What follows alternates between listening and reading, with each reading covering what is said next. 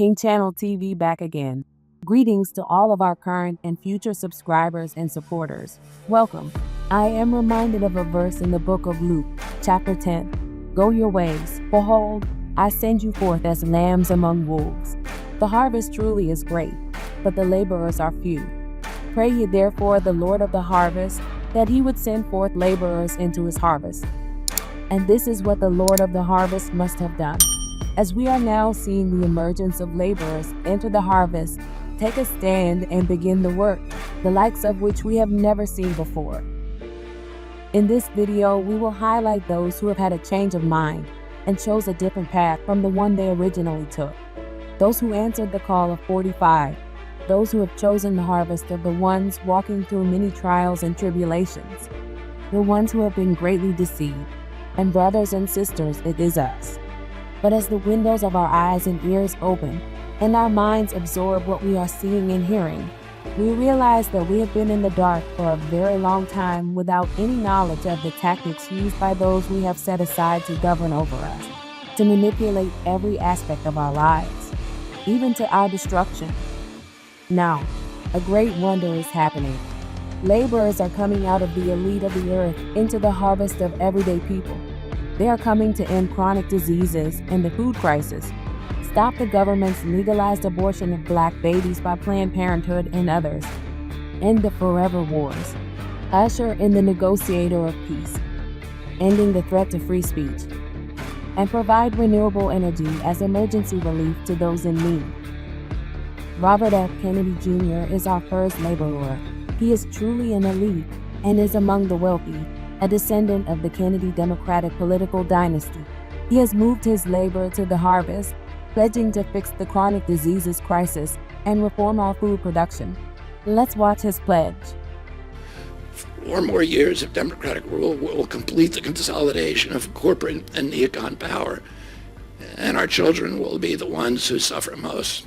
I got involved with chronic disease 20 years ago, not because I chose to or wanted to. It was essentially thrust upon me. It was an issue that should have been central to the environmental movement. I was a central leader at that time, but it was widely ignored by all the institutions, including the NGOs, who should have been protecting our kids against toxins. I watched generations of children get sicker and sicker. I had 11 siblings, and I had 7 kids myself. I was conscious of what was happening in their classrooms and to their friends, and I watched these sick kids, these damaged kids, and nobody in power seemed to care or to even notice. For 19 years, I prayed every morning that God would put me in a position to end this calamity. The chronic disease crisis was one of the primary reasons for my running for president, along with ending censorship in the Ukraine war. It's the reason I've made the heart-wrenching decision to support President Trump. If I'm given the chance to fix the chronic disease crisis and reform our food production, I promise that within 2 years, we will watch chronic disease burden lift dramatically. We will make Americans healthy again. Within 4 years, America will be a healthy country. We will be stronger, more resilient, more optimistic, and happier. I won't fail in doing this. Ultimately, the future, however it happens, is in God's hands and in the hands of the American voters and those of President Trump. If President Trump is elected and honors his word, the vast burden of chronic disease that now demoralizes and bankrupts the country will disappear. This is a spiritual journey for me. I reached my decision through deep prayer, through hard-nosed logic, and I asked myself, what choices must I make to maximize my chances to save America's children and restore national health? I felt that if I refused this opportunity, I would not be able to look myself in the mirror, knowing that I could have saved lives of countless children and reversed this country's chronic disease epidemic. I'm 70 years old. I may have a decade to be effective. I can't imagine that President Harris would allow me or anyone to solve these dire problems. After 8 years of President Harris Any opportunity for me to fix the problem will be out of my reach forever. President Trump has told me that he wants this to be his legacy. I'm choosing to believe that this time he will follow through. His son, his biggest donors, his closest friends, and all support this objective. Ultimately, the only thing that will save our country and our children is if we choose to love our kids more than we hate each other. Let's hear his solution for resolving the cycle of abortions plaguing Black mothers. 85% of the abortions that take place in this country are among Black women. And the institutions themselves, the Planned Parenthood facilities, are most often sited in Black neighborhoods. And for a lot of these young Black mothers, the difficult choice to have an abortion is driven by economic indicators, by economic strictures. Today, child care costs on average about 37% of a mother's income. And we should not be in a situation in this country where any mother is aborting a child because they believe they can't afford that baby. And we ought to be putting the same amount of resources into making sure nobody has to make that choice as we're putting into Planned Parenthood. Tulsi Gabbard, former Democratic Congresswoman from Hawaii, is another elite entering the harvest. Tulsi's leadership is drastically needed in our foreign policy and national security. She is an active duty military veteran who completed 2 tours in the Middle East and currently serves as a lieutenant colonel in the U.S. Army Reserves. She calls for an end to forever wars and the establishment of peace among nations. She has taken more conservative positions on issues such as gender identity and transgender, where the biological woman is being erased. Let's hear her stand on some of the many problems our nation faces on these and other levels. I want to share something with you that has been on my mind and has been troubling me for quite some time and has now compelled me to take action. Now, I love our country. Our God-given rights of freedom, life, and liberty that are enshrined in our Constitution and Bill of Rights are what inspires me. Now, I answered the call to duty. I took an oath dedicating my life to supporting and defending those freedoms, both in uniform and in public office. When I was 21 years old, I decided to run for Hawaii State House. I had never had any interest in running for office. Before that, I was not politically affiliated. But as I was filling out the paperwork to go and file my election papers, I had to choose which party I would affiliate with. And I did that. And as I read more and learned more, I was inspired by Democrats who stood up against the war in Vietnam. I was inspired by leaders like Martin Luther King Jr. and Robert F. Kennedy. I was drawn to the ideals, inclusive Democratic Party that stood up for working men and women, that stood up for the little guy. So I became a Democrat and remained one for the last 20 years. I can no longer remain in today's Democratic Party. It's now under the complete control of an elitist cabal of warmongers driven by cowardly wokeness. Tulsi has transferred from the Democratic Party to the Republican Party headed by Donald Trump. Let's hear her aspirations and what she hopes to accomplish with the Trump administration. Then we will hear her take on the Democrats' anti-woman strategies to include its gender and abortion policies. First and foremost, my attention is on helping him win this race. And I'm doing all that I can over these next 49 days to do that. There are a lot of people who I meet in a lot of different places every day who are former Democrats or people who are leaving the Democratic Party, people who recognize the same things that I have and experience the same things that I have and realize that the Democratic Party of today doesn't stand for them. It doesn't stand for freedom. It doesn't stand for, civil liberties. It doesn't stand for freedom. It doesn't stand for peace. And so I'm looking forward to being able to continuing to have those conversations.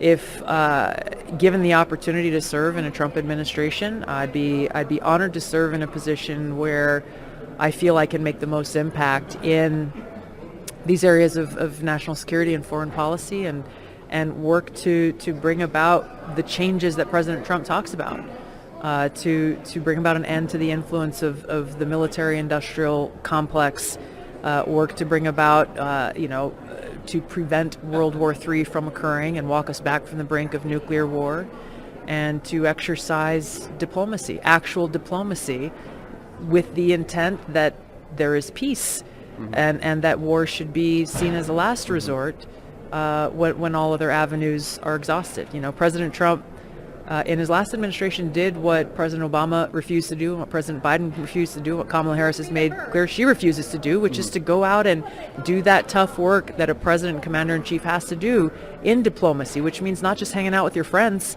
and your allies and your partners, but actually going out and talking to your adversaries, talking to your opponents, talking to dictators and authoritarian leaders, people who may not be good people, but you can't achieve peace. Today's Democratic Party is anti-woman. There's no greater expression of hatred and hostility towards women than to erase the existence of women as a category of people. Now, if you've been paying attention, the Democratic Party has always claimed to be the champions for women, to stand proudly for the passage and enactment of Title IX, making history, leveling the playing field for women and girls. But if you listen to them lately and you look at what they're doing, by rejecting the objective truth and reality that women exist and are not just a construct in someone's mind, they can no longer even define what a woman is. And they're demanding that we replace words like mother with birthing person and place women at risk just to please biological men who claim to be women at any given moment. By denying that there are biological differences between men and women, they're erasing women and denying the existence of objective truth. This is really the bigger issue here, because if one denies the existence of truth, then there are no boundaries. There are no limits in our society. And really what happens then is the truth becomes whatever those in power want it to be. And that's exactly what we are seeing happen in our society, in this country today.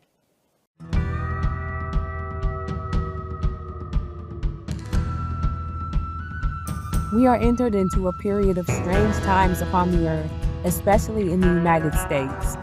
A time of the revival of life and the relinquishment of the culture of death, lest we enter into the end of all things. Who is it that told the giver of life, our mothers, that you must stop giving it? Rather put it in the hands of the destroyer, the archivers of death. Who is it that told the holders of life, our fathers, that you must no longer hold it? Spill it to the dust of the earth. Let it be blown with the winds. These are standing right before us. They are called the gods of this world, daring us to defy them. Be strong brothers and sisters in belief. Close your ears to the man who said, you do not need a savior. You do not need God Almighty. The Almighty God has given you the crown of life and has told you to hold fast to it. Let no man take it from you. The amazing Elon Musk. Like a whirlwind, Elon is another elite entering the harvest. He is president of the Musk Foundation. The purpose and activities of the foundation is giving, primarily for renewable energy research and advocacy, human space exploration research and advocacy, pediatric research, science and engineering education, and development of safe artificial intelligence to benefit humanity. We must note that Elon is called the richest man on earth, with a net worth in the hundreds of billions of dollars. He is a working advocate of free speech, with a mindset that free speech is the bedrock of a functioning democracy. Come on up here, Elon. He created the first major American car company in generations, and his rocket company is the only reason we can now send American astronauts into space. Come here. Take over, Elon. Yes, take over.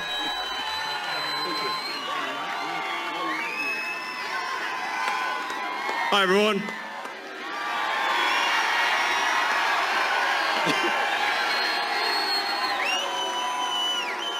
as you can see, I'm not just MAGA, I'm dark MAGA.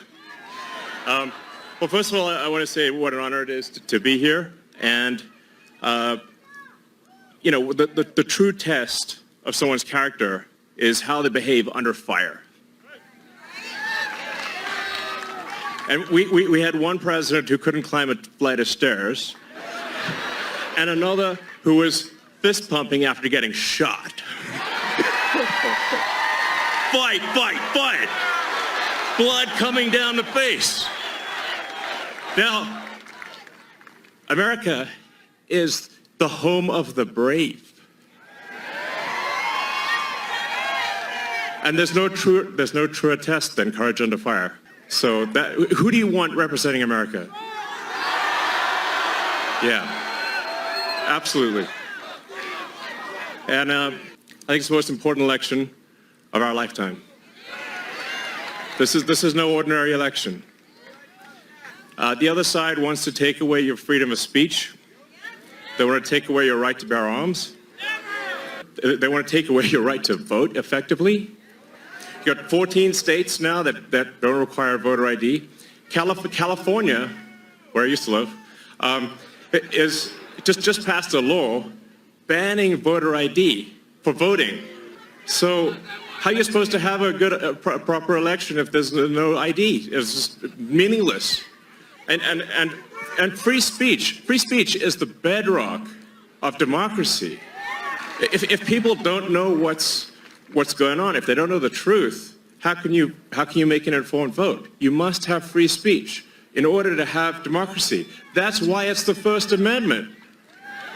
And the Second Amendment is there to ensure that we have the First Amendment.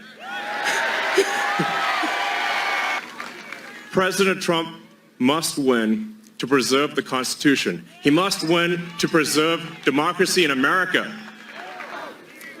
This is a must-win situation. Must win.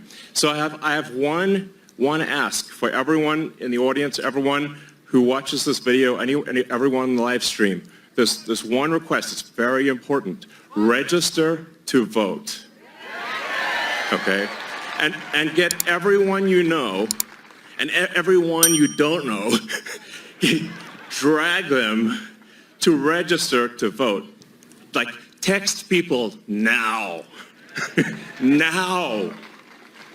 Oh, and then make sure they actually do vote. If they don't, this will be the last election. That's my prediction. Nothing's more important. Nothing's more important. So get everyone you know. Everyone. So I'm speaking to people out there. Everyone in the crowd, I think, is already convinced. But for people out there that are watching the video, watching the live stream, you need to get everyone you know, at work, your friends, family, text groups, your social media, everything. Get them to register to vote right now. Only 2 days left for Georgia and Arizona. Only a couple weeks left in Pennsylvania. And if they're not registered to vote, it doesn't matter at that point. Register to vote. I'm being repetitive for a reason, okay? So nothing is more important. And a lot of people think maybe their vote doesn't count. Well, it does, okay? It does. It matters. And this election could be decided by 1,000 votes, 500 votes. A tiny margin. So get everyone you know to register to vote. I believe that's swapthevote.com. I believe that's the site. And double check that your registration is good. Don't take it for granted. I'm just being repetitive about this point because it is the one takeaway more than anything that will matter is getting those registrations and then getting everyone you know to actually vote. That is what will decide this election, especially in Pennsylvania. So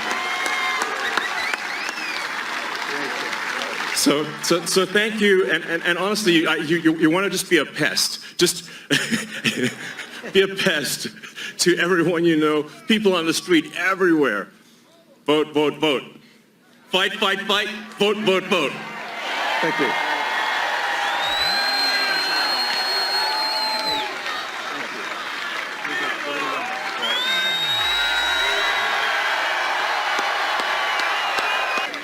What a great guy. And he'd rather be making rocket ships because he'd really rather do that. Nobody better. I think he's got 90% of the rockets that go up. But Elon, thank you very much. Incredible. Incredible. This brings our video to a close. We hope you enjoyed it. Please like, subscribe, and click that notification bell. Peace.